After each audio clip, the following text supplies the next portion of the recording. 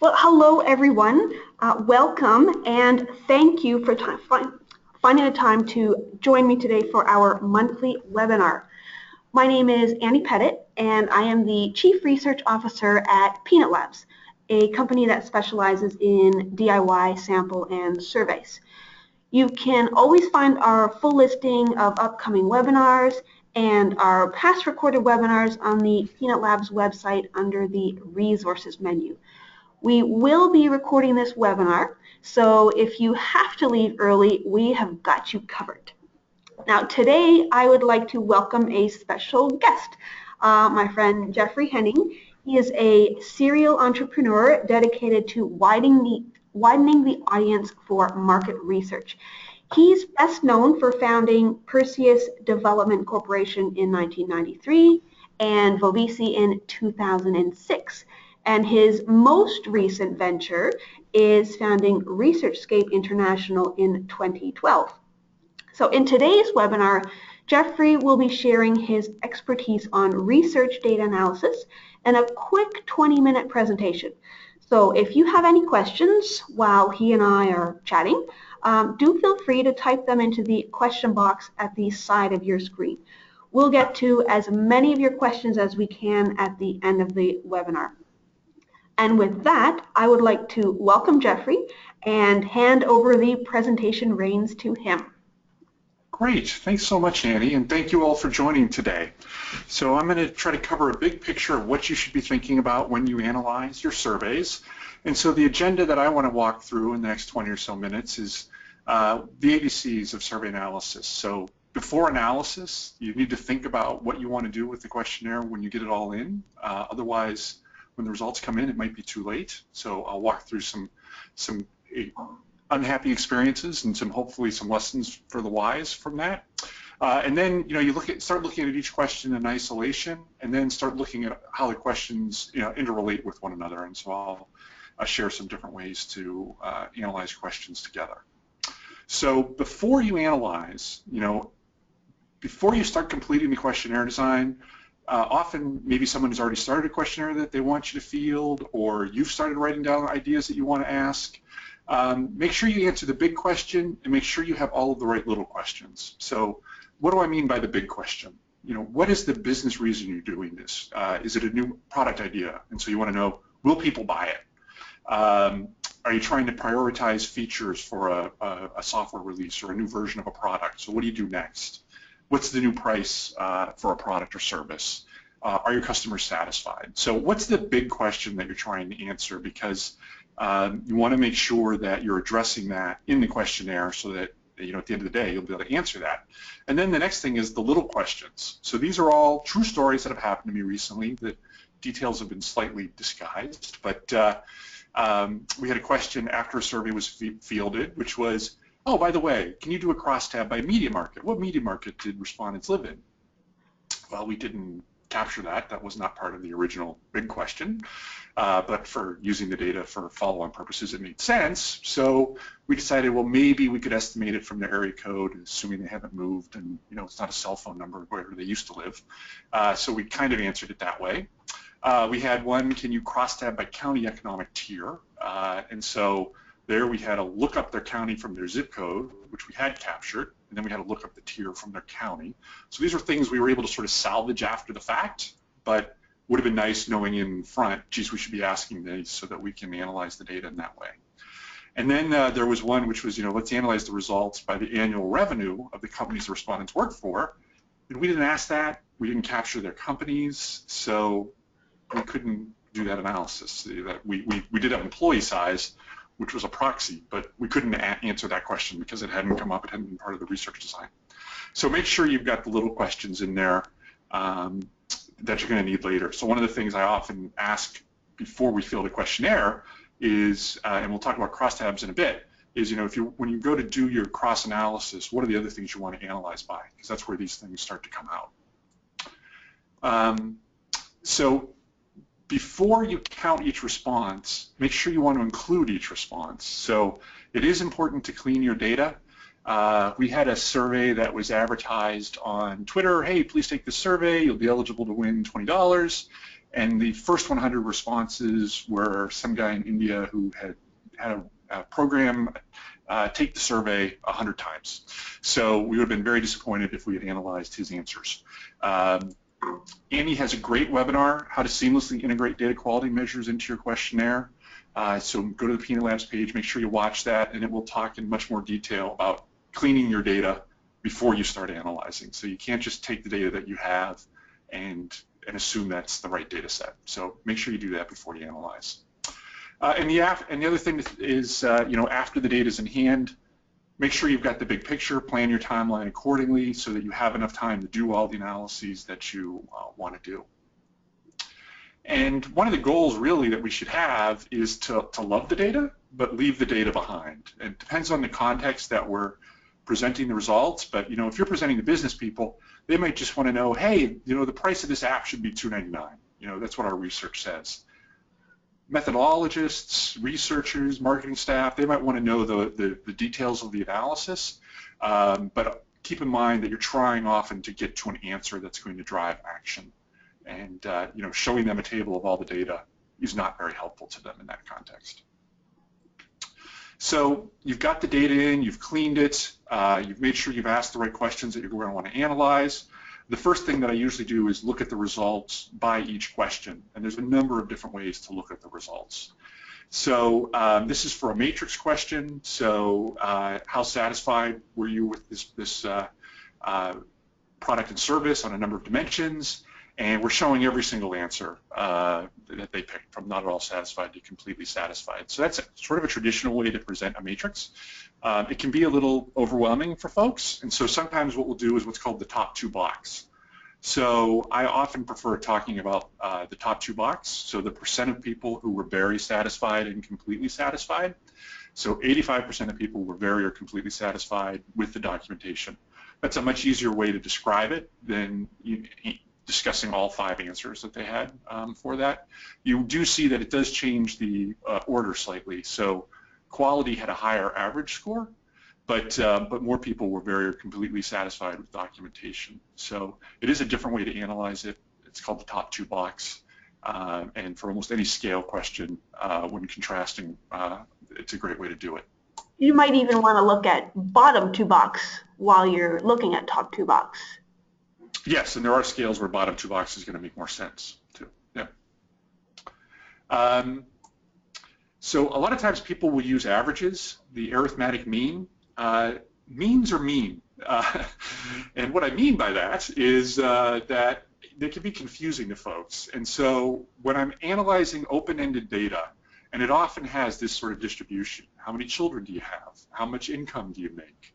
How old are you? Those curves in survey research often follow this sort of pattern.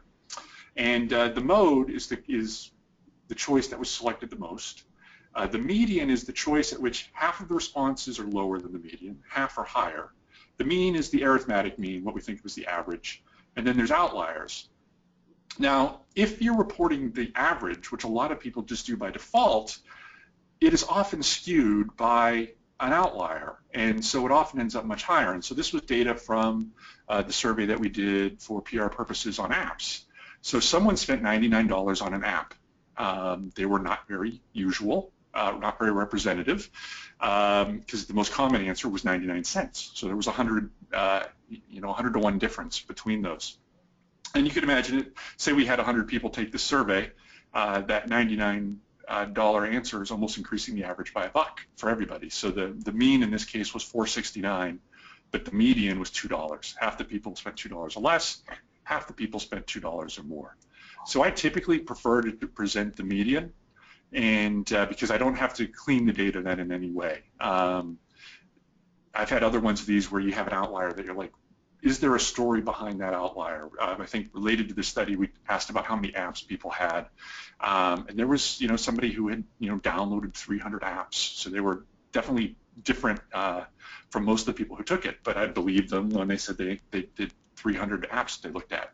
So by reporting the median on the number of apps that people had, I didn't have to worry about was that outlier good or not. So often there's an interesting story in that data, but I like to talk about the most common answer, and then the median, and if appropriate, talk about the average and why it might have been higher. That's a great example of what you can see happening with the income question. If you want to report average income, you could really skew what your results look like. Yep, and like I said, I think, so this is, correct me, this is positively skewed, right? Yeah. And so it's far more typical to see positive skews in survey data than reversed than negative skews. Word charts. So you've done a survey, you've asked it verbatim, you've gotten 100, 200, 800 responses, and you got to figure out a way to sort of represent it. And word charts are certainly a popular way to do it. So why did you install new apps on your mobile device? Annie, why did people install new apps on their mobile device? Oh, well, let me tell you, because they need a new app and they'd like to try a fun game. So so some of my clients love word charts. Others hate them. I mean, honestly, hate them. And so this is one that we often present, but I do like to go through, and if it's not a study where it makes sense to categorize all the responses, to at least pick out responses that seem representative of all of them. So in this case, people were installing apps because they wanted to be entertained. As you can see, entertainment mentioned a number of times. They're bored. A few people are looking for new functionality. They want to add new functionality to their phone. And so this is often more meaningful for a client. You're not showing all of the answers. You're just picking the ones that, in your judgment, is representative. There's no mathematical way to do this. There's no sentiment analytical algorithm that does this 100% the same. This is a human judgment call, looking at the data, trying to tell a story about the open ends. It's far more useful than need a new app. But it's not as pretty, Annie. No. All right, so we've analyzed the questions overall, looked at the frequencies, picked out some good verbatims. The next thing to look at is the interrelationships between the questions. And a common way to do that is cross-tabulate the questions. And this is fairly traditional. I think the first survey project I was ever involved with, circa 1987, I got a big binder full of crosstabs like this. And the uppercase and lowercase letters indicate, hey, this is different in a statistically significant way from that other column. And it's something that market researchers are comfortable. I have clients who want to see it this way because they've seen it this way like me for 20 or 30 years. But the interesting thing about it is it actually draws your eye from the wrong places. So if we look at people who download today, these are saying that these are statistically different from G. So we have 4 places where G is, when really G is what's interesting. So the way I prefer to show this is with arrows just up or down. So here everyone was pointing to the iPhone saying, yeah, they're statistically significantly different from that. And so really what the survey data showed was that people who owned the iPhone were less likely to have bought an app today than people who were using other devices. And in the past year, we had people were, I actually, one of the other things I like to do with crosstabs is reverse it. So in this case, what I did was I looked at, in the past year, and then I said, okay, if we look at all of the other people, 86% of iPad users versus 69% of Android phone users bought an app in the past month or less. So there's some software that will do this for you, a Q, for instance. Other times you kind of have to do this manually yourself from the crosstab produced by something like MarketSite or SPSS tables. But I find that this is a cleaner way when you're trying to show the patterns between columns in a crosstab. Another important thing to do when analyzing your questions is in psychological research, people will often talk about latent factors. So what is your loyalty to a brand? A lot of times there's a school of thought that, how likely you are to recommend a brand, that summarizes your loyalty. Well, really what most researchers have found is it's better to average 2 or 3 related items, and those are going to be a more reliable indicator. And so for customer loyalty, how likely are you to repurchase? How likely are you to recommend, of course, and then how reluctant are you to switch? So Forrester would say take those 3 questions, do an index of them. That's a more reliable method of understanding the loyalty of your customers.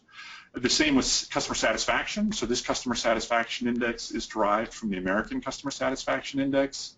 How satisfied are you overall? How did the service or product compare to your expectations? How did it compare to the ideal that you can imagine? Take those three together, and that's your satisfaction index. And then we'll use sometimes a price comparison index and a customer experience index. The customer experience index is from Forrester, and the price comparison index is from, of all places, the Norwegian Customer Satisfaction Barometer. But it's this, but it's this thought of taking related questions, analyzing them together, because you're going to get a more reliable method. And then what you can do with them is do your correlation analysis, not against how likely are they to recommend, but against the index, and that's going to be a more predictive measure. So here what we did was we took those averages of those questions and we did a correlation to actually subsequent behavior. So we went back 30 to 60 days later when cell phone users were supposed to renew to see, did you actually renew your cell phone contract or did you switch providers? And so we were looking for that real world behavior and then correlating which of these was predictive. And in this research, as I do this for different clients, different things often bubble to the top. But this was fairly typical in that when you average those three questions about customer loyalty, they're a better predictor of real world loyalty than taking any one of them by itself. So they had a correlation of 0.762. And that's on a 0 to 1 is positive correlation. And then what you can do is you can take that correlation and just multiply it by itself, and that gets you shared variance. So that's the shared variance column. And what that means is that 58% of the variability between the customer loyalty index and whether or not they actually repurchased can be explained by those two measures. And so something like NPS, which drops it to 3 measures, detractor, promoter, neutral, is much less predictive for this account than these other methods. And you can see that the indexes scored higher than likelihood to repurchase, likelihood to recommend, reluctance to switch. So by taking 3 together, you have a better story to tell and more reliable results. NPS is one single question, so it clearly isn't doing as good a job as something based on 3 questions. And it also is lossy because it reduces you to 3. It's an 11-point question, 11-point scale that collapses to 3 points, and so that's where it loses some of its predictive power too. And it's just one aspect of loyalty. So yes, I'll talk about a brand, but how likely am I to repurchase? And so another popular way of looking at 2 questions is a quadrant analysis. So just take 2 questions, draw a quadrant. In this case, it's slightly off center because I find that this works a little better. And so this was actually from a Harvard Business Review article back in like 1993, and it was an outgrowth of the idea, why do satisfied customers leave? If customer satisfaction is the most important, then shouldn't it be telling us that if someone's satisfied, then they keep doing business with us? And what they found was that there were segments. So there were certain people who were highly satisfied but left, so they had low loyalty, so they were mercenaries. And then there were other people who weren't very satisfied, perhaps with your cable provider or your cell phone provider, but they kept renewing the contract. So they were hostages, they were loyal. And then they had a detractor segment that was neither satisfied nor loyal. And they call it the apostle model. The apostle is someone who's loyal and someone who's satisfied. So you can either contrast one question against another, or you can contrast an index against another. And we did this for major accounts for an organization, and looked at which accounts fell where. There were certain accounts that felt trapped. They weren't very happy, but they didn't feel like they had a competitive alternative. So how can we make those clients happy? There were other clients that were happy. They were mercenaries, but they weren't very loyal. So that's an interesting way to segment it.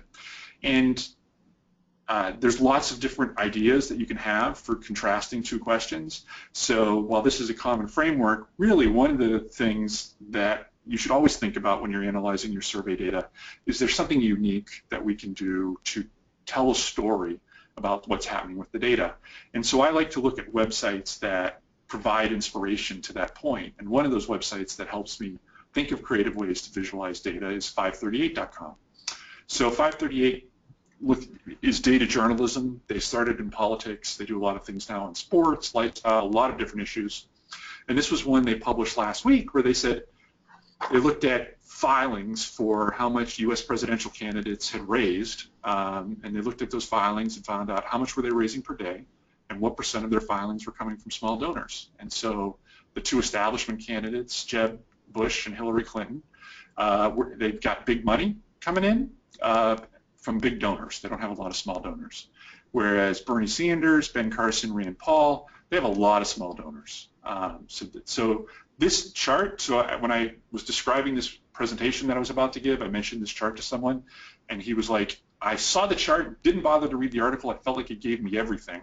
The article was good, but this chart nicely summarizes that entire article. So if you can think about the data that you have and figure out, is there a concise way to represent what's going on?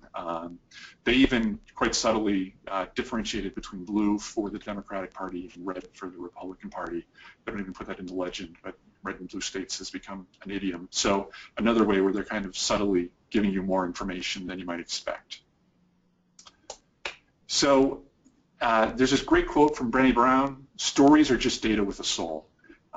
We start with data. Can we analyze it, break it up, figure out what those different questions are telling us, then do a synthesis, take it to the next level. We had a patient satisfaction study that we just did last week where, as you analyzed question by question, you would see in the crosstabs that men were less satisfied than women with certain things that were happening. And in fact, there was a story, most of those were communications-related questions. So for whatever reason, male patients in this study were less able to communicate what was going on with their health than female patients. And we were able to walk through some of the areas where they had. And so taking what was 5 questions scattered in a 50-question survey, pulling out a common story that we could then tell based on that data to sort of guide the actions that that client wanted to take. So we start with data. How do we move it to a story? So in summary, before analysis, think about the analysis that you want to do before you finalize the questionnaire, before you've collected the data, because otherwise you might be setting yourself up for a mistake, for a gotcha.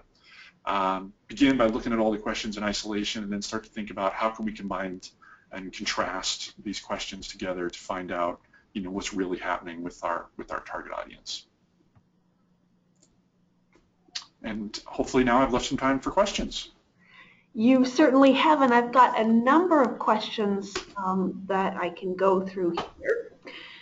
So first, how do you create an index from data?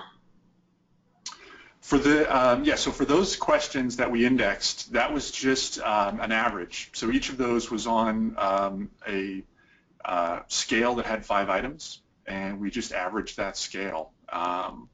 And so the results would be anywhere from 1 to 5 for the index, with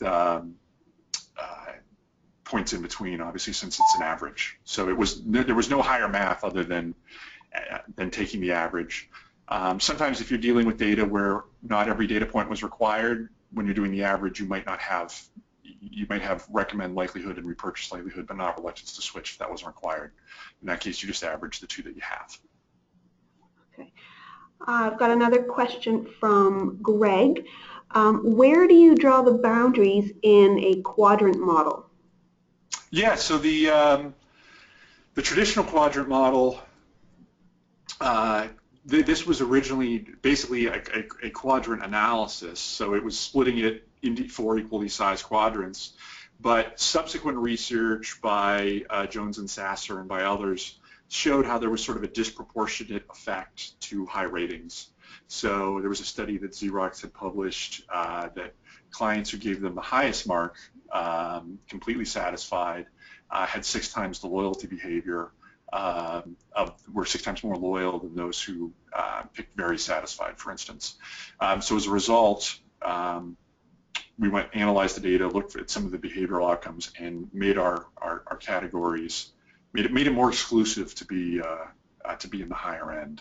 So I think you can start, if this is your first time comparing these 2 questions, start with a regular quadrant analysis and then see if it makes sense based on other patterns that you're seeing in the data, based on other cross-tabulations, to move those. Often, there have been times where I've wanted to do a cross-tab analysis, but the data is pretty linear, If that happens, then really you probably have two questions that maybe should be better off averaged. If when you try to do this quadrant analysis, you just get a diagonal line.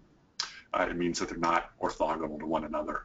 They're correlating. So usually I think if there's two items that have a correlation of 0.7 or above, that they're often good candidates to combine into an index after the fact if you didn't do it by design. All right. Another question. Somebody really likes that map that everyone else seems to like. How do you create a map like 538 did? Is there specific software to do that? Yeah, so unfortunately, one of the reasons to look at them as inspiration is because they kind of break the bounds of, traditional tools. I mean, if you did that in Excel, you wouldn't have the sort of clouds around those groups. So typically, I think PowerPoint's your friend. If you're lucky enough to work in an organization with a graphic artist, I will draw things on pencil and paper and then have a graphic artist, redo them. So to look for that powerful graphic that summarizes the results. By definition, you're trying to do something that's not cookie cutter, and so it becomes a little harder to graphically design it. But we once did a major account survey where every account that we talked to, this was for a steel company, every account that we talked to was a manufacturing firm that did $1 million or more. We had a chart like this with all their clients on it. We talked about that chart for 45 minutes at the board level, just that one chart. So, coming up with a great visualization of everything that's gone on in the study, it does require you to kind of whiteboard it, think a little bit outside the box of what the software will do, and then if you're not particularly talented with PowerPoint like me, get someone to help you. So that means most of us will need someone to help us. Draw pencil and paper, your friend. Draw it on pencil and paper, and then Yeah, I would do exactly the same, pencil and paper. I've got another question here. What is the difference between NPS and likelihood to recommend? Good question. So the NPS actually is it's the segmentation. So they actually take the 0 to 11 scale and the 0 to 10 scale, which is an 11-point scale. And if you're a 9 or a 10, you're a promoter. If you're a 7 or 8, you're neutral. And if you're 0 to 6, you're a detractor. So that basically is the segments from that. So you can see we have the Apostle model, which is the 4 segments. So there's 4 values in the Apostle model. There's 3 values in the Net Promoter Score model. And so because there's 3 values, it tends to validity. So if you just took their 11-point likelihood to recommend and didn't change it the way they said, then it scores 5 out of the 22 items that we looked at for this client. And every client's different. I mean, ease, for this research, ease didn't have a high correlation. There are plenty of other studies I've done where ease is in the top 5. So it depends on the service. So despite books to the contrary, I don't think there is an ultimate question. That's why we typically look at about 12 questions when we're doing this sort of analysis, because different things bubble to the top for different structures of businesses. Yeah, I'm a big fan myself of using several different questions as opposed to one single question to mean everything. And actually, number 6 here is everything. We took all the questions and averaged them together, and you do lose something when you do that. You can't just do that. But I did it because it was fun and I wanted to. It was part of the research. You need to figure out which set of questions is most effective, not which single question does something. Yep. I'll ask you one last question, and then we will break for today. What analyses would you use for causality versus correlation? Well, that's interesting because I just did a key driver analysis this week where the software doesn't know the difference between causality and correlation, and so one of the things it identified as a driver of overall satisfaction with this service was in fact a consequence of satisfaction. It was not a driver of it, but the software doesn't know that. So, so part of it is, creating a model, and this model from So this model is, we started with the American Customer Satisfaction Index model, and then because that's now 22 years old, updated it with more recent research. So here we have, customer experience is a driver of customer satisfaction. It's a driver of customer loyalty. It's not a consequence of satisfaction or a consequence of loyalty. The same with price comparisons. They're driving that. So part of that is having a model that, represents what's going on in the real world, because the software doesn't know that. So the software could take these loyalty measures and say, hey, they correlate to experience, they're driving experience, when in fact it's precisely backwards. Yeah, anything can correlate. I think a lot of it is having a good research design and repeating those results in different situations. That will help you get closer to some kind of causal relationship. And I do want to say Annie and I are both on Twitter, so if we did not get to your questions or you have other questions that you think of later, by all means, reach out to us on Twitter, or here's our contact information. Absolutely. Jeffrey, thank you so much for making the time to share your expertise with us today. I'd like to tell everyone, have a great day, and may your data be as error-free as you can get it. Bye, everyone.